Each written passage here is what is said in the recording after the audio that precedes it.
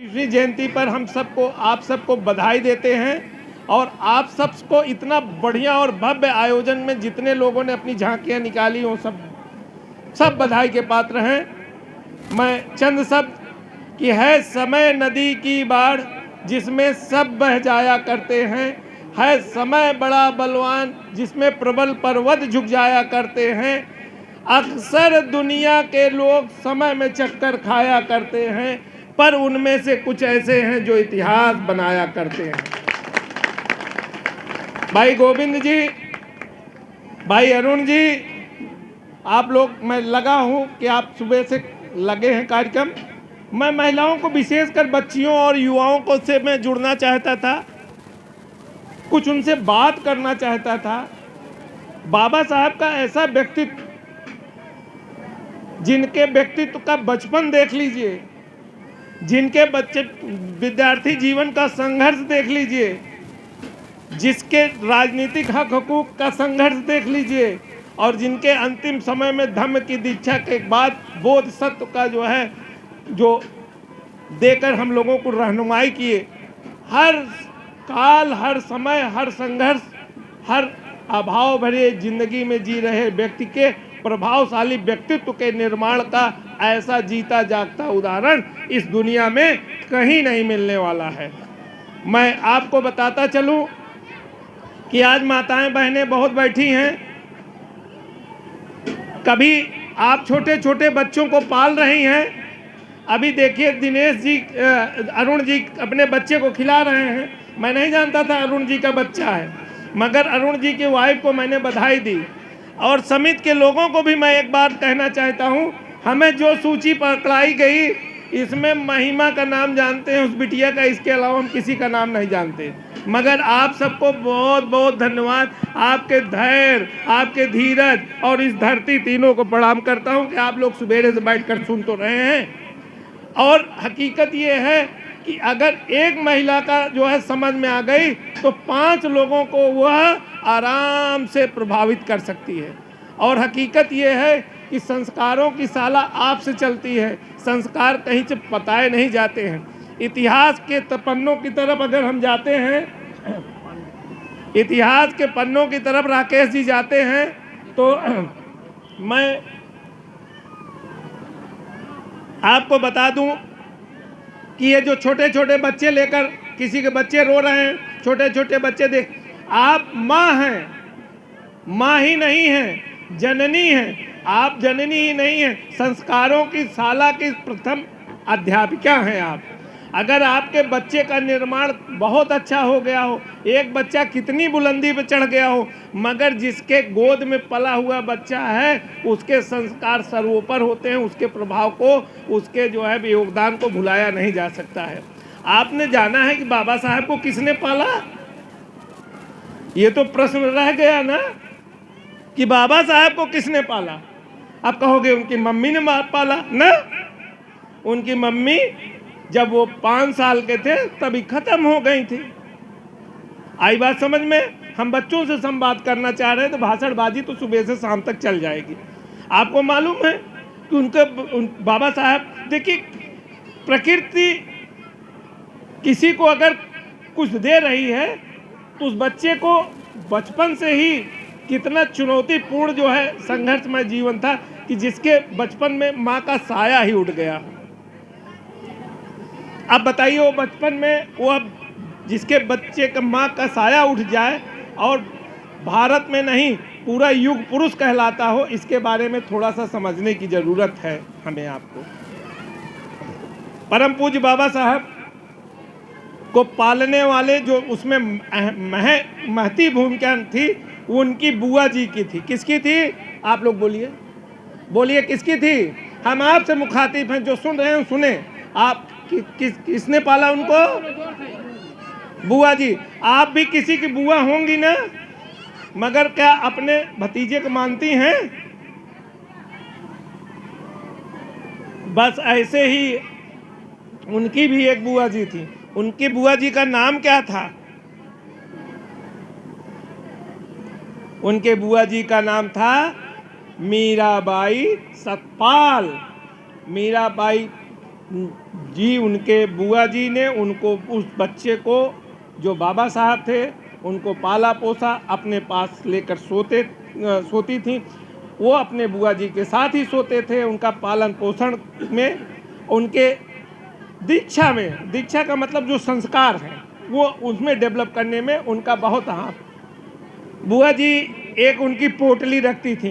पोटली जैसे आप लोग टोके में पैसा वैसा रखा थे ना, ऐसे ही वो अपने पोटली में पैसा रख के तो बाबा साहब छोटे से थे तो उनका मन विचलित हो गया। क्या हुआ?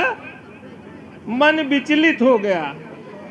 अब बाबा साहब ने सोचा कि आज इस पोटली को हम चुरा लें। क्या कर लें? चुरा लें।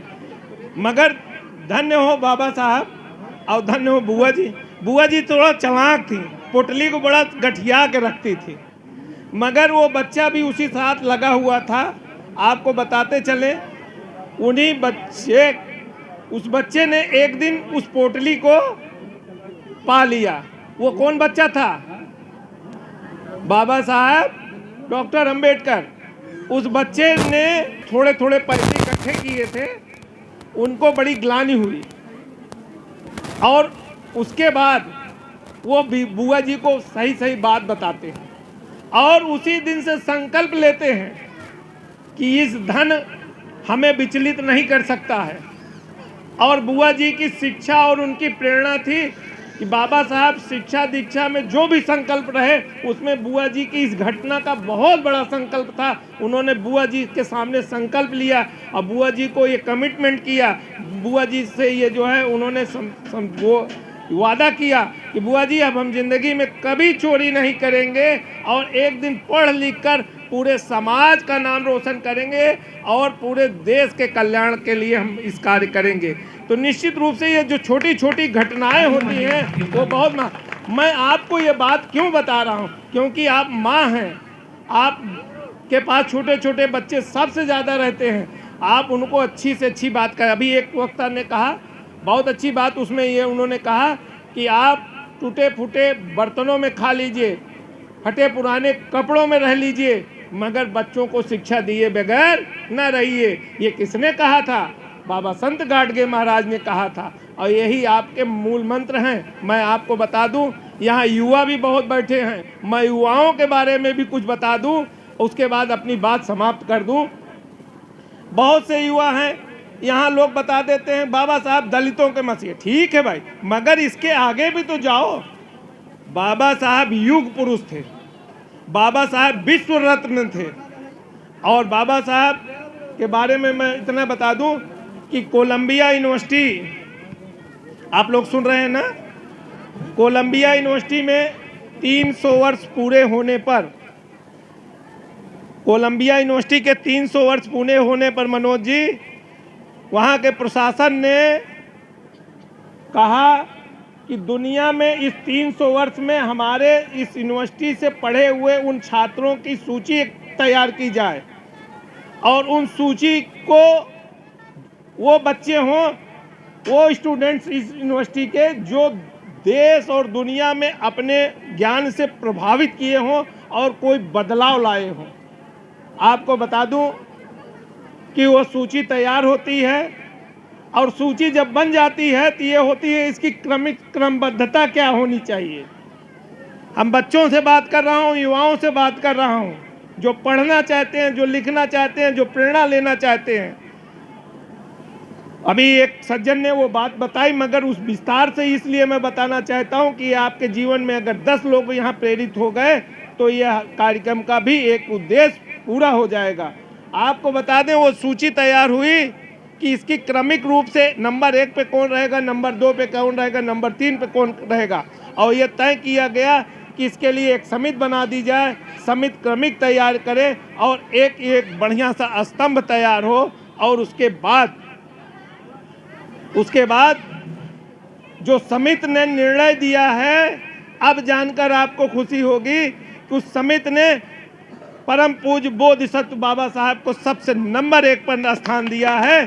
और यही नहीं, आप कोलंबिया यूनिवर्सिटी में चले जाएं, मुख्य गेट पर जो है सिंबल ऑफ नॉलेज के रूप में, ज्ञान के प्रतीक के रूप में उनको लिखा गया है, वो हमारे परम पूज्य बाबा साहब हैं। युवाओं को, विद्यार्थियों को, शिक्षार्थियों को प्रेरणा लेनी चाहिए। और एक चीज़ मैं आप माता बहनों से, खासकर जो माई हमारी खीर खा रही हैं, जो आपस में बात कर रही हैं, मगर एक बात जान लीजिए आयोजकों से भी कि बाबा तेरा मिशन अधूरा व्हाट्सएप पर कर रहे हैं पूरा, आपको इस पर दूर रहे। इससे भी ठीक है, ये अपने आपके जनसंचार का माध्यम हो सकता है अरुण जी, मगर आपने जिस तरह से ज़मीन पर रुक उतर कर आप लोगों ने इस कार्यक्रम का आयोजन किया, इस आयोजन को बार बार करने की आवश्यकता है। फिर क्या, बाबा तेरा मिशन अधूरा अगले साल फिर करेंगे आकर यहीं पूरा, यही नारा लगाएंगे। ये अभी आज संकल्प लीजिए। मनोज जी, आपसे मैं कहने आया हूँ, मैं आपसे मैं छोड़ूंगा नहीं। मैं आप दो बात अगर हमारी समझ जाएं, मैं संदेश देने आया हूं कि आज क्या मना रहे हैं, बाबा साहब को मान रहे हैं कि नहीं? आज बाबा साहब को मान रहे हैं कि नहीं? बाबा साहब को मान रहे हैं कि नहीं?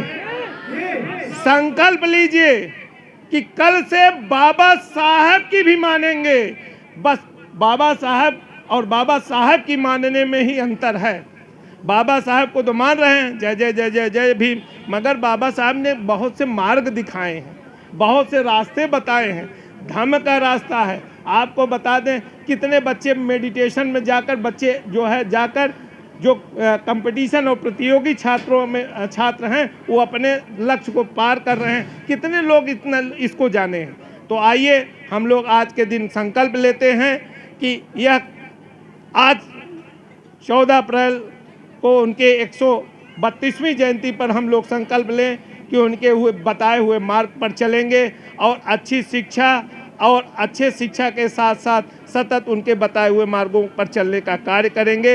यही उनके प्रति सच्ची श्रद्धांजलि होगी और यही हमारे कार्यक्रम का उद्देश्य होगा।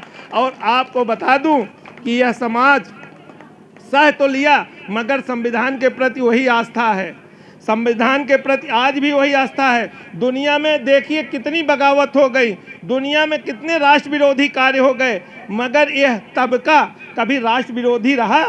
अरे वही तो था। बहुत अच्छा, मैं इस विषय में आज नहीं जाना, जब मैं तो सोच रहा था आप लोगों को बताकर पढ़ाऊं कि बस वही कि भूख से मारा था और सड़क पर पड़ा था और पलट कर जो देखा तो पेट पे लिखा था सारे जहां से अच्छा हिंदुस्तान हमारा। तो ये हमारी जो है वो है, हमारे राष्ट्र के प्रति उतनी ही लगन है, चाहे हम भूख से कितने अभावग्रस्त जिंदगी जिए, मगर हमको संविधान के प्रति, तिरंगे के प्रति, राष्ट्र के प्रति और राष्ट्र की जो संवैधानिक व्यवस्था है उसके प्रति जो हमारी अगाध आस्था है, उस आस्था को बनाए रखना है और बाबा साहब के मार्ग पर चलने का कार्य करेंगे। इन्हीं सब संकल्पों के साथ आयोजक मंडल को बहुत बहुत धन्यवाद, ढेर सारा आभार। नमो बुद्धाय, जय भीम।